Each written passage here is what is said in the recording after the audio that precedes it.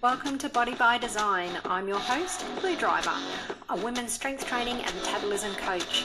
I went from years suffering hormone imbalances, looking soft and bloated, to symptom-free and building muscle for a toned athletic physique. Since then, I've made it my mission to empower women to take control of their own health, hormones and body composition. So grab a cup of coffee and let's build your body by design.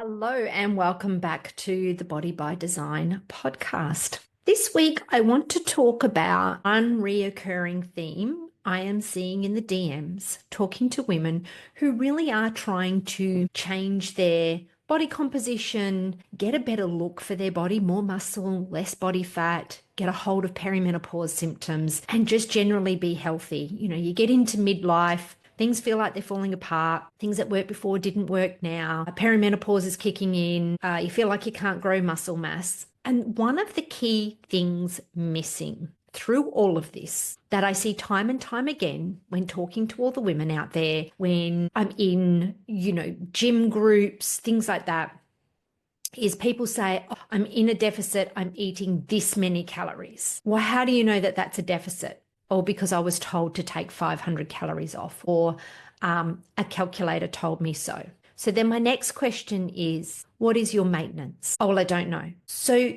to get specific results, you need to get really specific about what you're doing. And picking numbers and using calculators and taking advice from randoms on, training groups of what to do is not being specific. And you're not being specific long enough to actually see the results. So what do I mean about being specific? If you want a specific result, you need to be specific about what you do. And there is a lot of random, I've increased my protein. Okay, well, how much are you getting? Well, I'm not sure, but I know I've increased it. Okay, that's great that you've increased it. How much protein do you need for you, your body? I'm not sure. I just knew that protein was good, that I should eat more protein. So you can see the theme here that women don't understand their baseline. And you can't get really specific about what to change. And when I talk about being specific to get change, it's about which lever do we pull? What is the data saying?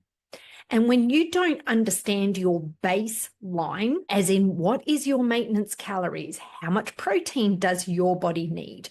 Those sorts of things. How strong am I now? How strong am I getting? You need to get very, very specific so you know what to change. And the biggest one is nutrition. Now, I currently in my life don't really track food that much now. There's a bit of a Instagram war or social media war going on at the moment where I see people where, you should eat intuitively and you shouldn't have to be specific and you shouldn't have to track macros and all of this sort of stuff. And then, there's the side that says, no, you need to be specific. I'm kind of in both camps. And I've been like this for a lot of things. There's the whole, it's all about your hormones why you can't lose weight. No, it's calories in, calories out. Well, actually, it's both. And this is one of those cases where it's actually both again. I don't track much now. And someone actually pulled me up on it once. I put a story up and said something about not really tracking or whatever. And they're like, but you're telling everyone to track. I'm like, yes, but I spent time tracking. I can tell you exactly what my maintenance calories are. I can tell you exactly how much rice or potato or pumpkin that I need to make up those calories. So I'm very educated now around what food carries, what calories, what protein, what carbs, what my body responds to. I know that I definitely respond to a higher carb ratio compared to a high fat ratio. I know that, eating pineapple and pasta is not great for me. It causes bloat and makes me feel really sluggish, so I don't eat it often. I know that because I know my maintenance calories, I also know that if I drop my steps by about 2,000 a day for a whole week, that chews up about 150 calories. So if I want to maintain, I probably shouldn't eat quite as much if I don't have as much activity that week. So it's all become intuitive now for me, but it's become intuitive for me because I spent and invested the time in educating myself and using macro tracking as that tool to understand exactly how many calories my body needs to maintain its weight. When you understand how many calories your body uses to maintain at a consistent level. So what you want to do is kind of Pick the steps that you know that you can get on a daily basis without truly stretching yourself. I recommend not going below 7,000 or 8,000 steps a day, because that just becomes sedentary and it's actually not healthy. You can't go to the gym 3 times a week, flog yourself at the gym, and then just sit still for the rest of the time. You do need movement. But for some people, depending on what sort of job they've got, they might naturally fall at the 10,000, and that's not hard. So putting an aim of 12,000 down might be a little bit too much of a stretch, and you're not guaranteed that you're going to get there all the time. So you want to understand that in normal everyday life, without pushing too far and remaining active, how many steps am I getting? Going consistently to the gym and training in a manner with progressive overload and with intensity and training to muscular failure consistently for however many times you've picked for your program, whether it be 3 or 4 or 5 times a week that you're training, and consistently eating the same amount of food. And then I know if my weight is going up, I'm going, well, that amount of calories is not maintaining me at my normal life. So you need to bring your calories down. Or if you're losing weight, you go, okay, well, this is not a maintenance for me. This is actually a slight deficit and I need to bring my calories up. Women don't want to spend that time finding that baseline and getting really specific. But when you actually understand what your maintenance is, then you can work on percentages. So people will go, oh, we'll cut 500 calories. It's probably more for a man than a woman. If you're already only eating 1,700 calories and then you go and cut 500 out of it because someone said 500 was a good number, well, you're going to be on 1,200 calories and that's not going to be great. And it's a much bigger percentage of your baseline and can make it extremely stressful for your body. Whereas for me, if I cut 500 calories, it's a little bit of an aggressive deficit, but it's absolutely maintainable. I can still maintain my muscle mass, but I'm at around the 2,400 calories, 2,300 calories. So that puts me at around 1,900 calories if I cut 500 out. So me and you are very different. So these arbitrary numbers of cut 500 calories is not what you want to work on. What you really want to do is understand your maintenance, what makes you feel good, what holds you there with the same amount of activity, and then work on a percentage. An average maintainable deficit is anywhere between 10 and 20% depending on the person and what they're trying to achieve. But that's like a moderate deficit, and in that range, you're going to be able to keep your muscle mass as well. If you cut way too low, you're going to have the urges to binge because it's too much for your body. It's going to increase cortisol rapidly in your body, and your body's going to hold on to body fat because when we have high cortisol, we produce more insulin. More insulin makes us hold on to body fat more. So we don't want to get ourselves into that stressed state. But again, it comes back to getting very specific about what maintains me. What is specific for me? Not for Mary down the road, not for my best friend's mum who did it. None of that. It's about what's specific for you. You need to spend some time learning you. And when I say spend some time, you don't need to spend 6 months doing it. If you spent a month or so tracking the data, being specific, getting consistent, and understanding and then tweaking your calories up and down until you see yourself maintaining, it becomes your baseline. And then you can, from there, decide what it is that you want to do, whether it's growing muscle, whether it's recomp, whether it's deficit, but you have a baseline to go from there. But even from there, you want to be specific about what you're doing. You don't want to be just grabbing, like we've said, grabbing a number and going, oh, well, that'll do. I'll reduce my calories by 500. No, you want to be specific to you. So you move to the percentages. Being specific about your food and tracking it gives you the information to understand what's going on. So a lot of people will go, well, I think I'm eating less. I've reduced my meals. But when they actually get in and track a couple of days, they find that they've got really high fat and low protein. And the foods that they're eating are actually a lot more caloric dense than what they realized. And then it's like, oh, wow, actually, I'm not eating what I thought I was eating. So the intuitive eating and the maintaining a flexible lifestyle comes after the education. It's kind of like saying you want to be a Marc Marquez, who is, for those of you who don't know, I'm using a MotoGP reference. You want to be a Marc Marquez, but you don't actually want to invest the time into, the education and the practice and, the trials and tribulations that come with it, the good things, the bad things. Do you think that man who is now a world champion was, oh, I think I get this much. I think I'm going faster in my lap. No, he's not. He's measuring it. He's got timers that track how fast is he going, all the telemetry data that goes on these bikes that go, you're faster through this corner, but this section you're actually slower. So what do we need to do here to improve this to make you faster? You might have felt faster on that lap, but actually you were slightly slower than the lap before. See where I'm coming from? Like, you can't just wake up and be intuitive. Our modern world has totally lost understanding of food. Once upon a time, grandma used to be able to, cook some meats, give you some carbs, and you'd have good fats, butters and tallow and all those sorts of wonderful fats that are good for you.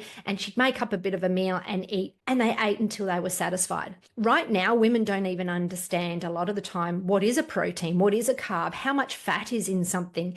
And part of that has come from massively processed foods. So though you pull a food off the shelf and you think it's protein, there's so many other ingredients in it that you don't actually understand what it is. So it's getting back to the basics, and tracking is what shows you specifically what you are eating, when you're eating it, and then you match that. For example, you might go, I'm getting really low energy in the afternoon. Excuse me, everyone. I've got a if you're watching YouTube, you could see me constantly at my nose itching. You might even hear it in me talking. I've got a really itchy nose this morning, and now I've lost my train of thought. Okay, so we want to get really specific, and say you've got really low energy and you're going, okay, I get really low energy in the afternoon. Well, then you can go back to the data that you have specifically tracked to make sure, and you can go, what is going on here? And it might be, I can actually see that breakfast and lunch are quite low in calories, and then dinner and, bedtime snack is half my, more calories in there, like that's double. So what you've actually done is you've backloaded your day when you have the least energy expenditure. So you got really specific about it. You went specifically, I'm tired in the afternoons. So what can I do to change this? You go in, you look at the data, and the data says I'm not eating much in the mornings through to lunchtime. Then I get really tired because you've been expending energy. You're at your most active. You're up. Your metabolism's kicking in when you get up from sleeping all night. You're moving around. And then in the evening, when you're starting to hunker down for the night, you're going to chill and watch some TV, have a chat with your partner, whatever it is. And then you go to bed, you're consuming your most calories. So your body is getting depleted through the day. It's waking up from a fast. It's not being given enough energy for you to go through your day. And then you throw a heap of food into it at nighttime and you go to bed. So front load your day with calories. If you're not specific and don't track that data, you can't see what to change. Just like Marc Marquez, he might feel like he's going faster, but the data shows he's not. And why? Because sector 4, you're falling down in. You're not getting the drive out of the corners. How do we set the bike up to get more drive out of the corner and improve the speed in that sector to make you go faster? It's the same thing with your diet. You can't expect to build the body that you want without being specific. You can't expect to change your body composition if you don't understand what's going on with it. And in a world where the medical system is failing us, the fitness industry has taken over with take the protein powders that are all full of flavors and additives and eat the bars. We don't even know how to eat real food anymore. We need to bring it back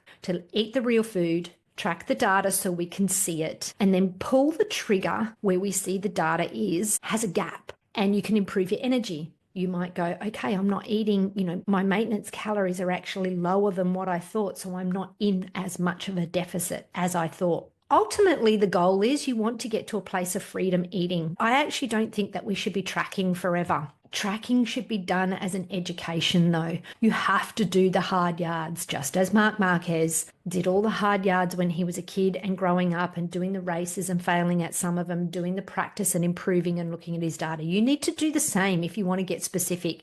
If you truly want a midlife what is a midlife makeover? A midlife makeover is improving your health, optimizing your body, and creating and sculpting a shape that you want. Now, you might not want the super lean, ripped, muscle popping look, but you don't want to look soft and you want to feel strong and you want to be independent in your elderly years. Okay, well, that still means more muscle mass, doesn't it? So are you tracking how much muscle mass you are accruing? Or is it just body fat going on? I have a lot of people go, oh, well, I know I'm building muscle because my weight's going up. Well, no. Just because your weight's going up does not mean that you're building muscle. If you said to me, my weight's going up, my measurements are coming down, and my lifts are stronger, I'm doing more reps and more weights in the gym than I was 3 months ago, and I'm progressing every week. Yes, you could say you're increasing your muscle mass, but you have to get specific about that. How much were you lifting 3 months ago? How much did you lift last week? How many reps did you do at that weight last week? Did you increase this week? That's progressive overload. You are stronger, and more muscle inherently means you are stronger. So if you are stronger, it must mean that you are capable of lifting more weight.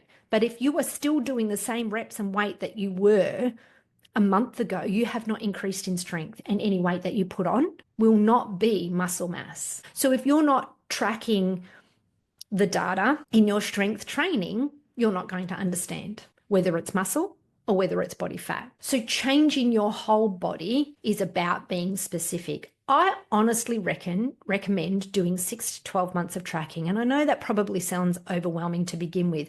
The first 4 weeks is overwhelming, but once you get into the groove of it, so many clients go, wow, life's just become easier. I don't think about food anymore. It's actually really just second nature. It's really easy to pull things in and out. And as you pull things in and out of your tracking, you start to learn what affects your macros, and it becomes a really great educational tool in that manner. So if you are one of those people that go, well, I think I'm in a deficit, or I'm just eating more protein, or, I'm just eating less, you really need to get specific. Nutrition is probably one of the biggest ones that we need to track, because there is so much hidden stuff in there that we miss. You want to track your strength training as well, but it's pretty clear cut. Did you lift that 10 kilo dumbbell last week? Are you lifting a heavier one this week, or is that not for the same reps, or is that not possible? So it's pretty clear cut, but there can be a lot of sneaky things in, like the higher fat and things like that in your tracking that reveal a lot of things to you. And if you spent 6 months tracking your food, 12 months tracking your food, you're going to go through all the seasons of life. So people will go, oh yeah, I track my food, but I'm going on holiday, so I'm not going to. Well, why not? It doesn't mean that you have to be obsessive about it, but still put in an average of what you're eating. And you would be surprised at how many of my clients do that and go, wow, I actually didn't realize when I'm on holidays how much fat I actually eat. And if I had have swapped this for that, which would have been easy to do, it actually would have looked better. So then the next time they travel, they know how to choose better. So they might not meet their macros the first time, but if you at least put in your food, and I know you're eyeballing when you're away, but if you at least enter it, you understand what you're eating when you're on holidays. So then the next time you go away, you actually have control over it. And for every one of my clients that have done that, I can give you testimony after testimony after testimony of the ones that go, I went away, I ate all the things, I felt great, my energy didn't lag, I come home, I got on the scale and it hasn't gone anywhere. Just imagine being so in control and in tune with your body that you actually don't need to track, but you need to do the tracking to get there. Just imagine coming home from a holiday because you spent time educating yourself and being specific and understanding what this does, to be able to come home from a holiday and not have gained weight. I know you fear going on holidays. I know you fear that scale when you come home because you feel like your body is so out of control that you have no impact on it. This needs to be an education to get to the point of freedom. True freedom is not about not tracking. True freedom is about being able to eat intuitively, understanding what sustains your body and makes you feel great without tracking it. Not just not tracking, that's not freedom. Not tracking and not thinking about food and not understanding is not freedom, because you then have health and body composition issues that you don't want. And it weighs on your mental health and it's, your confidence. It impacts your relationships. So imagine having that ability to never have to worry about gaining weight, losing weight. You know exactly what to do. And the only way to do that is to be specific and start learning what truly impacts your body. So if there is the word I think or I feel when someone is talking to you about your nutrition, then you aren't being specific. Think or feel is not specific. Think or feel is you're guessing and you don't understand. So start getting specific so you can do a period of time that leads you to the place where you don't have to track anymore. Like I said, I don't really track unless I go, hey, I want to tighten up a little bit and I want to bring my body fat down a little bit. I'll track then, because being in a deficit, you want to get really tight. You want to get in, get the job done, and get out. Nobody likes being in a deficit. It's miserable. Who wants to be hungry? However, that's part of it. If I want to build muscle, I would get more specific and go, okay, I think I need to go into a surplus here. For me now, building more muscle is a surplus.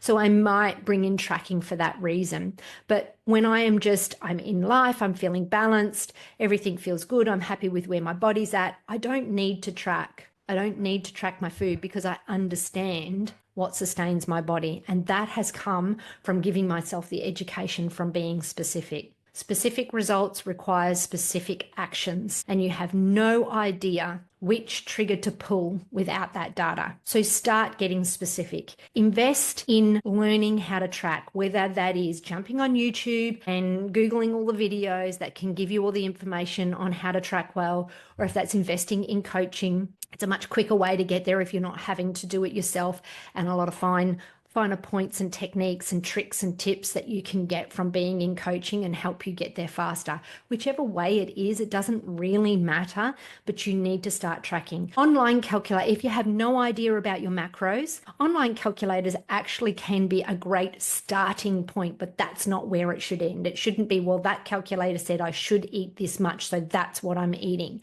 Because what if you're actually lower? Then you're going to start gaining weight, aren't you? Or what if you went, that's it, and I'm only going to drop 10% because I just want a little bit of a deficit, but your body actually isn't burning those amount of calories that the calculator said. You might still not be in a deficit. So that's why you want to spend some time actually tracking and working out your maintenance. You start with the online calculator that will give you an idea, and then you track for a few weeks and you go, is this my maintenance or not? Do I have to increase or decrease? And spending some time at maintenance helps repair your body as well. So let's be really clear about that. Our body needs to be optimal if we want to sculpt it and shape it into this hot, beautiful body that we're confident in, that true midlife transformation. You need an optimal body. So spending some time at maintenance to bring your energy up, improve your sleep, get your digestion right, get you going to the toilet every day, calming down all those perimenopause symptoms. Now, I'm not saying that nutrition and lifestyle is going to resolve all perimenopause symptoms. We're going through a time where our hormones are fluctuating. You may still have some symptoms. And there is things like progesterone, which is amazing for perimenopause and well worth looking into. But your first step is let's clean up your nutrition and your diet first. And spend some time at maintenance. Stop trying to jump straight into that deficit. You're constantly trying to jump into that deficit to lose weight. Repair your metabolism first. Just spend a few weeks giving yourself some nourishment and some better sleep and some better energy, and calm the farm on the brain fog, the excessive mood swings, bring them down to a much more manageable level before you consider jumping into a deficit. And it's this desire to jump into a deficit really quickly all the time where this baseline step is missed, and then you are not specific anymore. You are very generalized. So apart from the fact that being at maintenance for a little bit just before you dive into a deficit will metabolically help you, which will help a deficit. If you're metabolically healthy and optimal, your body will build more muscle. If your body is optimal, you will be able to shed more fat. Your body will feel safe. So it's actually beneficial to the deficit to be in a better metabolic health first, but it also gives you that baseline data to be very specific about your personal needs. Be the person who's in control of your own body and health. Educate yourself. We are no longer in a space where we can just go, oh, give me a meal plan and I'll do that. Educate yourself. Find someone who's going to teach you, not gatekeep. Anyone who just goes, oh, here's a meal plan for 1600, eat this, is gatekeeping. Because what that means is that when you leave, it's a meal plan given to you, so you don't know how to build your own meal plans. You don't understand what the foods are doing. You don't understand what the macros are. And it means that when you walk away from that meal plan or that coach, you can't maintain those results, which keeps you tied to them. It's a strategy to keep you there. The coaching I do is around education. It's about providing freedom to women. So when they've done the foundations and they understand their body, I have a lot of women that stay with me. I've got women that have been with me for years. I'm the sort of person that likes the accountability, and when the moments crop up, you've got that support there, and to dial things in a little bit more. There's always education to be had. But I've also got a lot of women that get to 6 months and go, you've given me so much education, so much control over what I want. I know what to do now. I can go it alone and maintain it. The biggest feather in my cap, if so to speak, of being a coach is watching someone walk away and maintain it all on their own. Not having people walk away and then go, oh yeah, I couldn't do it without you, so I'm back again. That's coming from a place of lack. It's not coming from a place of love and abundance. I want women to succeed. I am here on a mission to help women be in control of their body, to give themselves that freedom, to allow them to have in midlife, finally invest in themselves and be better. This isn't now I'm in midlife, it's downhill from here. Oh, this is a whole new era of you. The kids are older. They don't need you as much. It is time for you. And you need the education to be able to do that. So find someone that is going to deliver that education to you to provide you that freedom, and start getting specific. If you're not already tracking, get into tracking. The education that it will give you is unbelievable. It's not about restriction. It's not about obsessing. It's about an education to then let it go. A doctor doesn't walk around with his encyclopedias for the rest of his life, does he? He gets the education and then utilizes it. So, this is where you want to be. You want to get the education and then be able to let it go. Do the macro tracking for a period of time to educate yourself and then be able to let it go and just pull it in and out as you need it. Look, sometimes I go, fuck, I'm really tired this week. What's going on? Then I plug in my food and I go, I'm under eating a little bit, or protein's a little bit low. What are you doing? Okay, top it back up. It's just a tool that I bring in and out to give me information. But I certainly do not have to track everything now. But I did it for a good period of time through improving my health. I went from chronic endometriosis, chronic thrush, terrible sleep, afternoon crashes. Like, I was a metabolic mess when I started this journey. I no longer suffer endometriosis at all. Chronic thrush that doctors could not, and I flew to doctors across the world, across the country, to other states, that all they could do was, try this medication, it'll just be like this, and till menopause. But no one could help me. But when I got specific about my food, I improved my metabolic health. I understood what I was doing. Not only did I get to a place where I was now metabolically healthy and I didn't have any of these autoimmune issues, I was then able to build muscle and sculpt a body that I really loved. So I spent time being specific for metabolic health, then for muscle building and sculpting, and getting to a place where I'm super happy and feeling, in control. So I spent that time educating myself. But now I don't need that obsessive tracking, and you absolutely can live without tracking,